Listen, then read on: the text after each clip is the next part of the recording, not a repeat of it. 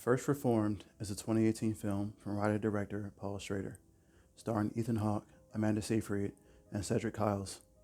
It tells the story of Ernst Toller, a pastor wrestling with a moral quandary after meeting with an environmentalist from his congregation. In this video, I'd like to examine how the film handles the theme of forgiveness and its ability to save us from despair. Hi, I'm Tabari, and this is my take on First Reformed. Let us begin by examining Toller's mindset at the start of the film. As the weary and depressed pastor of First Reformed, a dying church in upstate New York, Toller is hiding his misery behind his robes and priest collar. When we meet him, he has decided to keep a journal for 1 year, after which it will be destroyed, shredded, and burnt. He wishes to examine his life without hiding anything from himself or God. This is what I get from the line, quote, "When writing about oneself, one should show no mercy," end quote. This line tells us a lot about Toller. He does not believe he is worthy of mercy, not from God nor himself. When we are shown his home life, which is in the back of the church, we see him living monastically with nothing but the essentials: bed, a few books, a journal, a desk, and a kitchen that he rarely uses. His hobbies include journaling, drinking, self-loathing while trying to pray, and given what I have to imagine are just the worst sermons ever sermoned. His desire to show himself no mercy most likely stems from his inability or reluctance to forgive. This negatively affects every area of his life, most importantly, his ability to pray. As a pastor, I have to imagine praying is pretty important. So what could be stopping him? We'll learn about the death of his son, who was killed 6 months into his tour in the Middle East. Toller comes from a family of soldiers and wanted his son to continue that legacy, even though his wife was completely opposed. He talked his son into a war with no moral justification, and his marriage was destroyed because of it. He is either angry at God or he no longer believes in them. Either way, he is unable to forgive himself for the death of his son and consequently his marriage. Again, we have this theme of no forgiveness. This has driven a wedge between him, his prayer, and his God. Since then, he has been wallowing in a state of purgatory, drinking to numb both his physical and emotional pain, where nearly every trip to the bathroom involves blood. He suffers in silence, lonely and lost. Enter Mary and Michael. After a sermon, we meet Mary Mansana. She is newly pregnant and worried about her husband Michael, who was recently released from jail on compassionate release because of that pregnancy. He was arrested for his actions from his involvement in the Green Planet movement. Mary is concerned because he thinks that it's wrong to bring a baby into this world. Quote, "He wants to kill our baby," end quote. So Toller agrees to meet with Michael to discuss the matter. When Toller meets him the next day, Michael explains his views on climate change and claims that it would be morally irresponsible to bring a child into such a world. The weight of his despair is amplified by the fact that he will be bringing a child into a world in decline, rapidly descending into its own destruction. Toller tells him, quote, "Wisdom is holding two contradictory truths in our minds simultaneously: hope and despair. A life without despair is a life without hope," end quote. During their discussion, Michael brings up martyrdom. He talks about the early Christians who wouldn't renounce their faith and were killed for it. Didn't their death have any purpose? Wasn't it for some reason? They discuss the topic for a while, bringing up the death of Toller's son. Toller tells him, quote, "Michael, whatever despair you feel about bringing a child into this world cannot equal the despair of taking a child out of it," end quote. At an impasse, Toller ends the meeting after only making Michael promise to meet again tomorrow to continue this discussion. Michael asks him, quote, "Can God forgive us?" end quote. Toller says no one can know the mind of God and leaves it at that. When he leaves, he is now feeling some passion, possibly for the first time since his son's death. So Toller leaves feeling exhilarated. He's beginning to feel useful again. This infatuation with martyrdom is a logical conclusion for someone as radical and hopeless as Michael. It's what led him to build a suicide vest. He has been growing more distant and angry in his daily life. It's this behavior that led Mary to talk to Toller in the first place.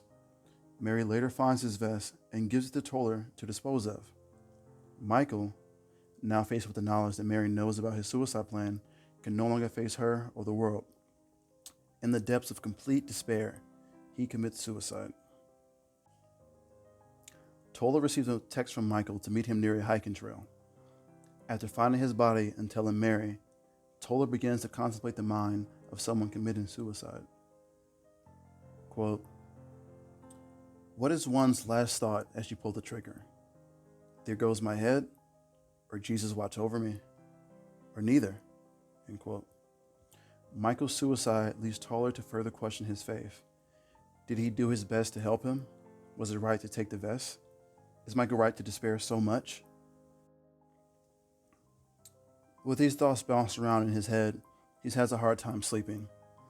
Toller wakes up at 3 a.m. in the morning that night with a cry. He goes looking for solace. He makes his way into the church and sleeps in one of his pews. Reflecting on this later, he writes in his journal, quote, "How easily they talk about prayer, those who have never really prayed." End quote. In Michael's last will and testament, he asked to have his ashes spread at the polluted remains of the Hanstown paint factory. The event makes a few headlines in the environmentalist community, which brings it to the attention of Ed Balk, CEO of Balk Industries, which is one of the world's biggest energy corporations and a benefactor of Abundant Life. Abundant Life is the mother church to First Reformed, after saving it from being turned into a parking lot. Unfortunately, Balk Industries is also one of the worst polluters on the planet. Preparing for the consecration, Toller meets Balk and Joel Jeffers for lunch. Jeffers is the head pastor of Abundant Life. Along with a sneak peek of the programs to be used for the consecration, Balk voices his concerns about anything political being said in any of the speeches. He shows them an article about the memorial of Michael Monsana. He is worried because Toller, who oversaw it, used choir members from Abundant Life to sing a protest song by Neil Young as Michael's widow spreads his ashes. Toller tells him that he was just following Michael's last request. When Balk dismisses him, he questions the church's role in the fight against climate change. Balk will have absolutely none of it and sternly shuts Toller down, claiming that it's a complicated matter. He goes on to question Toller's ability to think about the matter clearly, citing the fact that he counseled Michael before his suicide and the fact that he found Michael's body. Toller drops it, though it is clear he is starting to see Michael's point. Later that night, he researches Balk Industries, which causes him to see Ed Balk as the enemy, someone to blame. Around the same time, Mary has been leaning on Toller for emotional support. They ride bikes, and this is the only time we see him happy in the film. After putting the bikes away, Mary asks him to pray with her. She has been having a hard time finding the words as of late. Uneasy at first, Toller agrees. Since having a hard time praying on his own, having Mary there makes it a little easier. He then helps her pack Michael's things up. Back at home, he looks through Michael's personal effects and sees the photo of the earth in decay, and this adds to Toller's frustration, causing him to change his church's sign to, "Will God forgive us?" Learning about Balk and enjoying the time with Mary, Toller is carrying the same torch Michael was. On one particularly painful day, Toller is forced to go see the doctor. The doctor tells him he wants to schedule further testing. Apparently, Toller's pain is the result of a tumor. When he is later confronted by Esther, Abundant Life choir director and also a one-time fling of Toller's, he snaps on her. He speaks to her without mercy or forgiveness. She cares for him because she knows how hard he is on himself, how consumed by guilt he is. In a moment of rage, Toller says, quote, "I know what you want. I cannot bear your concern, your constant hovering, your neediness. It's a constant reminder of my failings and inadequacies. You want something that never was and will never be. I despise you. I despise what you bring out of me. Your concerns are petty. You are a stumbling block." End quote. He has decided that she is deserving of such punishment, so he speaks to her without regard for her feelings and with absolute malice. Toller seems to be incapable of connecting with anyone. He moves through the world in constant pain and embarrassment. When we see him talking to anyone, he never really has a connection. He's always in a small position. He has little power even in his own church because Abundant Life funds everything. He even tried to push Michael on them when Mary first came to him. Toller doesn't want any real problems until his inner fire is stoked by discussion with Michael. He is radicalized by Michael's suicide and the happenings of the film. He is looking for a cause. He was a soldier after all.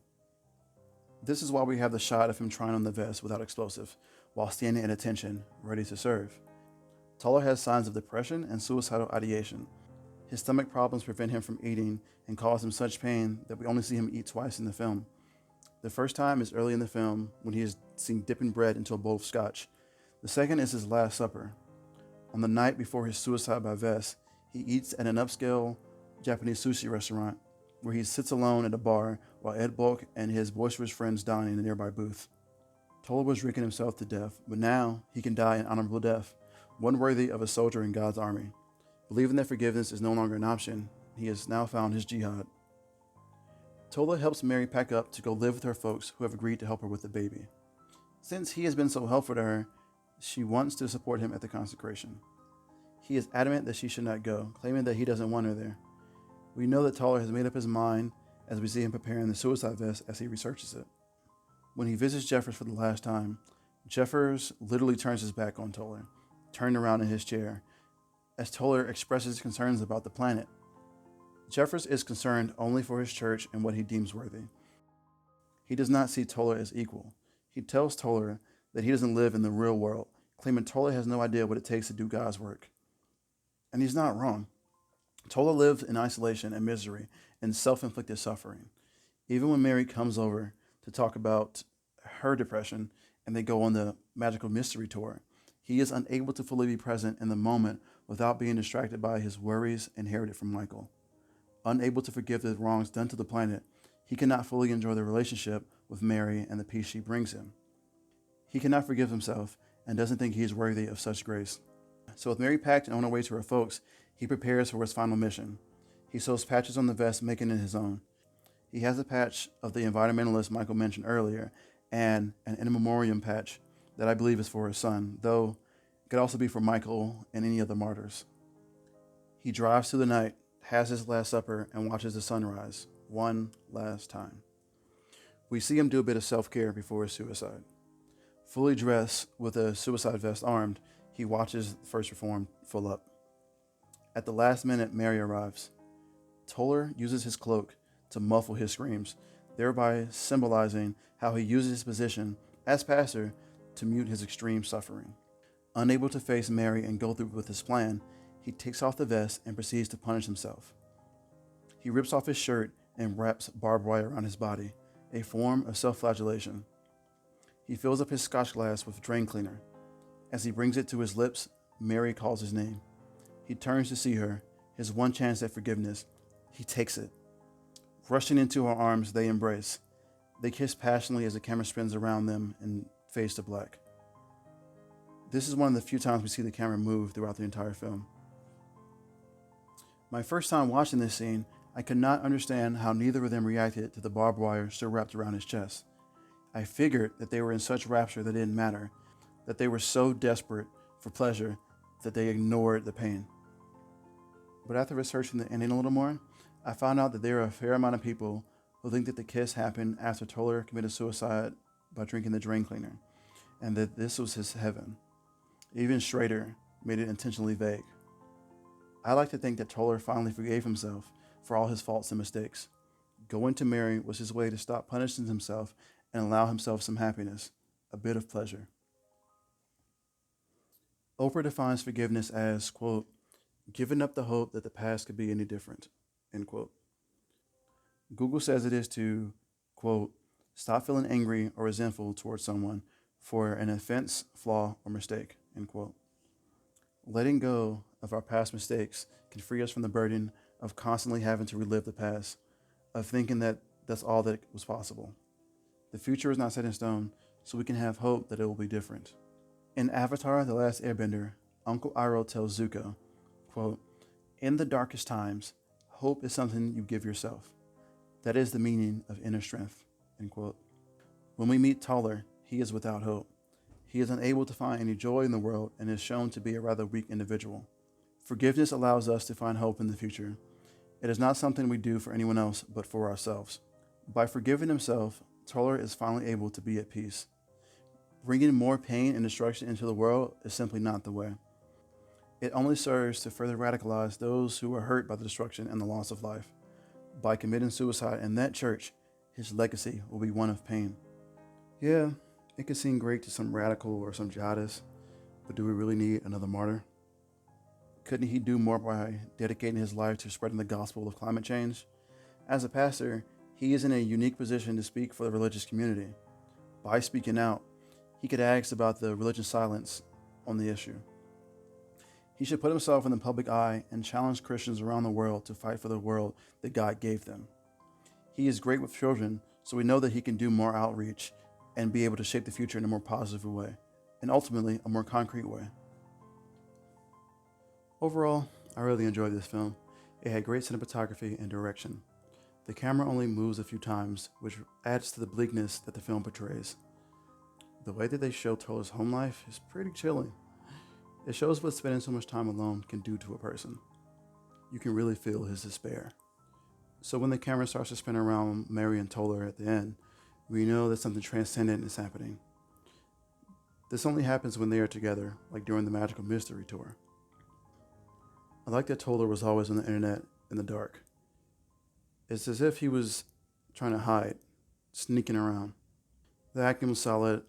Cedric Kyles surprised me with his portrayal of the head pastor of a megachurch because he wasn't very likable to me, and Cedric is a pretty likable guy. Victoria Hill is great as a desperate woman. There's this great moment of her being jealous of Mary and Toller. It was so subtle, I didn't catch it the first few times. Layers, y'all. Layers. Ethan Hawke plays an uptight and despondent man perfectly. Someone who can act so small and meek, yet is capable of such intense violence. Well, thanks for watching. This has been Tabari's take on The First Reformed.